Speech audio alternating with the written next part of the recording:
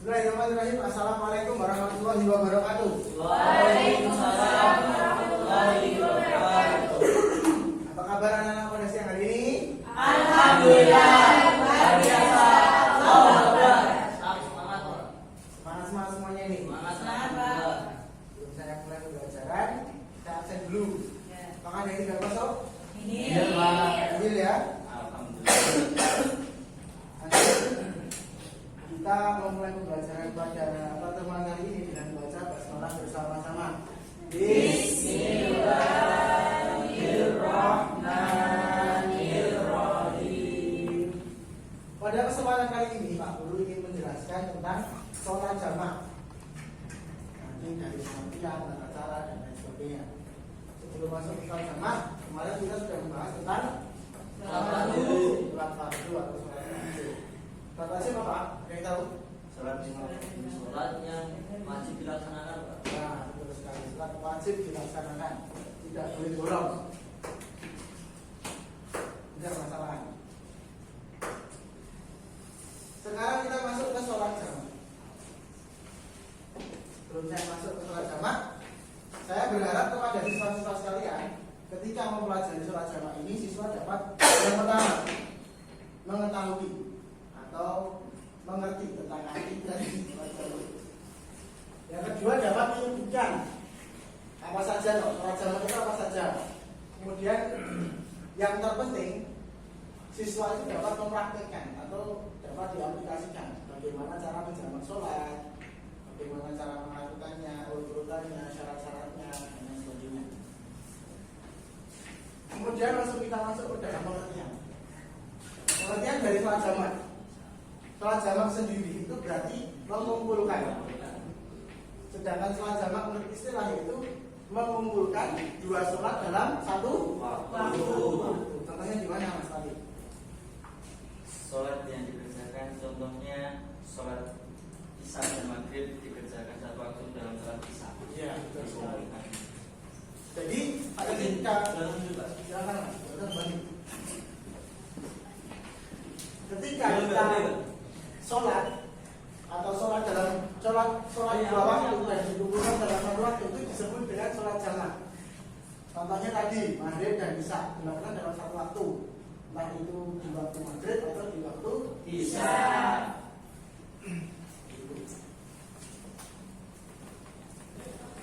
Bisa juga diartikan sebagai menggabungkan atau sama mengumpulkan, menggabungkan dalam melaksanakan ini memiliki syarat dan ketentuan tertentu. Hukumnya mubah atau boleh dikerjakan ketika kita sudah memenuhi syarat dan ketentuan dari dalam sholat jamaah. Lanjut ke macam-macam sholat jamaah. Sholat jamaah sendiri terbagi menjadi dua macam. Yang pertama apa Mas? Takdim. Sama takdim itu apa? Mengumpulkan dua sholat wajib dikerjakan pada waktu yang pertama, awal sama lima. Terus sekali tepuk tangan teman-teman. Jamak takdim itu merupakan jamak yang dilakukan pada awal waktu. Kan tadi sudah tahu jamak itu melakukan dua sholat dalam satu waktu. Kalau dilakukan di awal itu namanya jamak takhir. Ada satu lagi bagaimana? Jamak apa? Takhir. Takhir. Jamak takhir itu apa? Mengumpulkan dua sholat wajib yang dikerjakan pada Akhir waktu. Tepuk tangan banyak. Jadi sholat jamak takhir dan takhir bedanya adalah waktu pelaksanaan sholat. Kalau takdim di awal, kalau takhir di akhir. Jadi diingat ya. Kemudian syarat dari sholat jamaah.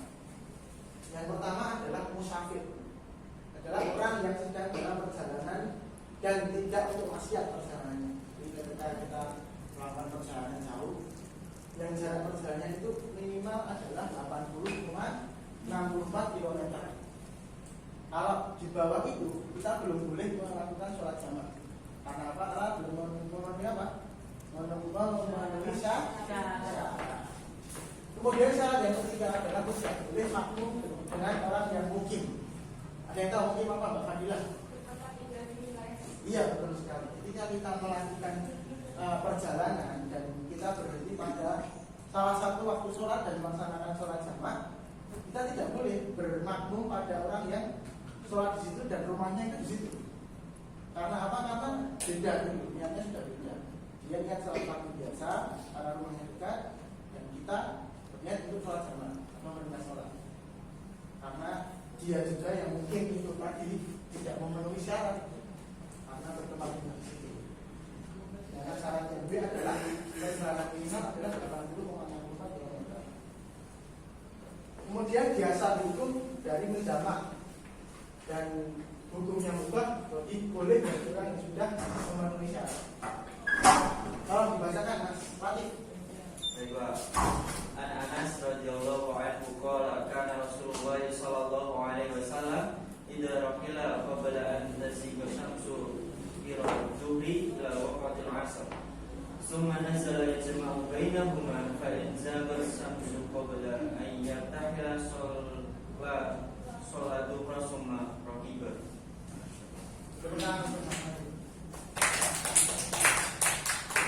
Kemudian artinya tolong kajian dibacakan.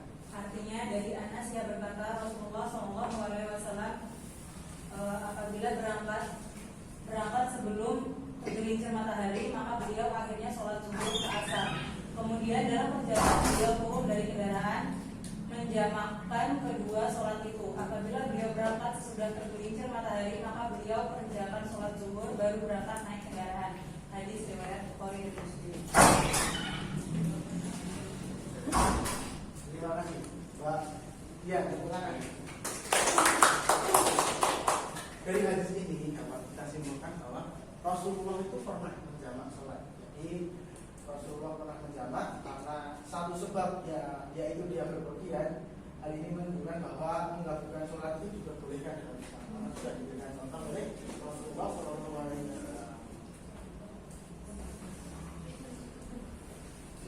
Kemudian mengumpulkan sholat maghrib dan isya dikerjakan pada waktu maghrib itu merupakan jamak. Dikerjakan pada waktu maghrib berarti betul sekali. Tata cara dari jamak takdim adalah kita berniat dulu, bisa berniat dalam hati, bisa juga dilafalkan. Yang kedua adalah takbiratul ihram. Kemudian kita sholat maghrib seperti biasa, 3 rakaat tentunya dengan tahiyat juga seperti biasa.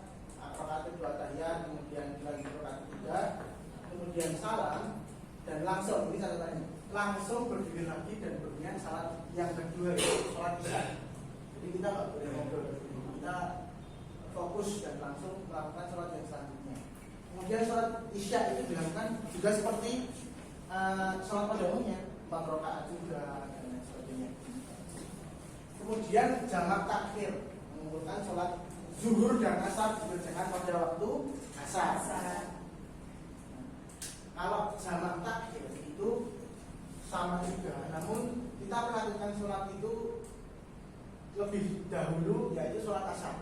Jadi sholat yang pada waktu itu kita sholat pada waktu asar. Jadi kita melakukan sholat pada waktu asar terlebih dahulu. Jadi asarnya kita sholat 4 rakaat asar, kemudian salam dan langsung berdiri lagi melakukan sholat zuhur.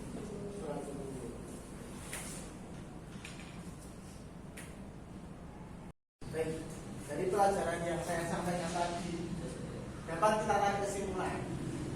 Ada yang berani menyimpulkan di sini? Saya Pak. Bagian, Masya Allah. Coba bagian, tolong disimpulkan bagian. Tadi apa saja?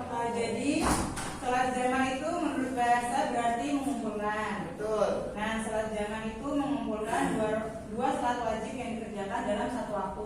Betul. Misalnya menggabungkan sholat zuhur dan asar yang dikerjakan pada waktu zuhur atau pada waktu asar. Nah, jamak itu dibagi menjadi 2, jamak takdim dan jamak takhir. Silakan. Masya Allah, tepuk tangan untuk bagiannya.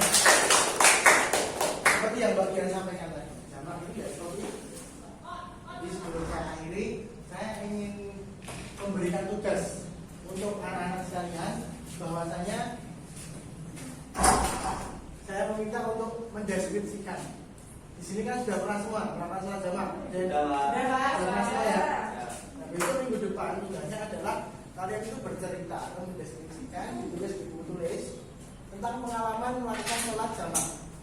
Jadi mulai dari misal berangkat dari rumah, perjalanan kemana, berapa menit, berapa jaraknya, terus sholatnya pada waktu apa, seperti itu. Dan nanti dicontohkan apakah yang sudah dilakukan oleh siswa-siswa sekalian ini sudah memenuhi syarat yang tadi tadi syaratnya sudah terpenuhi atau belum, terus langkah-langkahnya sudah benar atau belum. Jadi untuk pembelajaran, apabila belum memenuhi ketentuan tadi, ya nggak apa-apa. Tapi nanti kedepannya diubah dan bisa dikasih agar benar melakukan sholat jamaah. Semuanya sudah, tugas sudah, dan sudah paham ini. Paham Pak? Paham loh? Saya akan memberikan sedikit motivasi kepada teman-teman sekalian bahwasanya jangan pernah meninggalkan sholat, karena sholat merupakan tiang agama. Apabila sholat kita baik, maka insya Allah agama kita juga akan baik. Jadi tidak ada alasan untuk meninggalkan sholat. Ini sudah diberikan keringanan, itu sudah merupakan sebuah keringanan. Karena kapan lagi kalau kita bisa sholat dalam satu waktu melaksanakan dua waktu sholat lagi kapan? Seperti itu motivasi sudah sekarang. Kalau nggak ada yang ditanyakan, saya akhiri dengan membaca hamdalah bersama-sama. Alhamdulillahirabbil alamin.